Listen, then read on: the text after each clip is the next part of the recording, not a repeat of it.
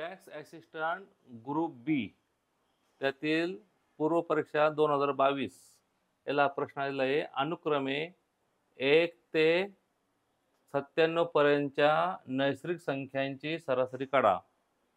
तर पहा इकडे, जेव्हा तुम्हाला सांगितलंय मी की अशा प्रकारे क्रमवार संख्या दिल्या असतील तर सरासरी काढताना 1 ते 97 पर्यंत सर्वांची बेरीज करत बसायचं नसतं. तर काय करायचं, फक्त या दोघांची जी सरासरी आहे तेच त्याचं उत्तर असतं.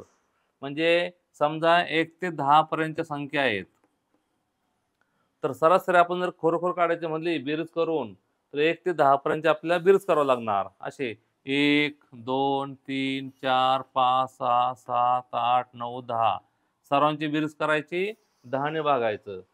3 3 3 6 4 10 5 15 6 21 7 28 आणि 8 36 36 आणि 55 बेरीज 55 10 ने भागलं, उत्तर 5.5 येणार. आणि ह्या दोघांची बेरीज पण केली, 2 ने भागलं 5.5 येणार. तसंच म्हणजे ज्या वेळेस आपल्याला क्रमवार संख्यांची दिली असती त्यावेळेस फक्त या दोघांची बेरीज करायची आणि त्याला 2 ने भागायचं, म्हणजे ती सरासरी येणार. पहा किती आहे बघा बरं, मग 1 अधिक 97 भागिले 2. या दोघांची जी बेरीज आहे त्याची सरासरी काढायची. उत्तर काय आलं, 98/2. म्हणजे उत्तर आलं 49. 49 ही सरासरी आली. म्हणजे ज्या वेळेस आपल्याला क्रमवार संख्यांची विचारतात सरासरी, त्यावेळेस तुम्हाला 1 ते 97 पर्यंत सर्वांची बेरीज करत बसायचं नाही. तर फक्त 1 आणि 97 ची बेरीज करायची आणि डायरेक्ट त्याला 2 ने भागायचं. इथे कोणती संख्या असू द्या, 1 पासून पाहिजे असं काही नाही बरं का, कुठून पण असू द्या.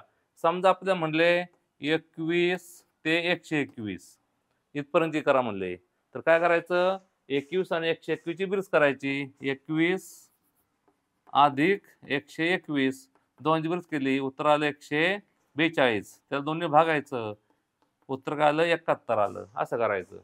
म्हणजे त्या दोघांची बेरीज करायची आणि त्याला 2 ने भागायचं. जे उत्तर येईल ना ते त्यांचे काय सरासरी असते. मग तुम्ही जर 21, 22, 23, 24 असं 121 पर्यंत लिहिलं आणि बेरीज करत बसले तरी उत्तर हेच येणार.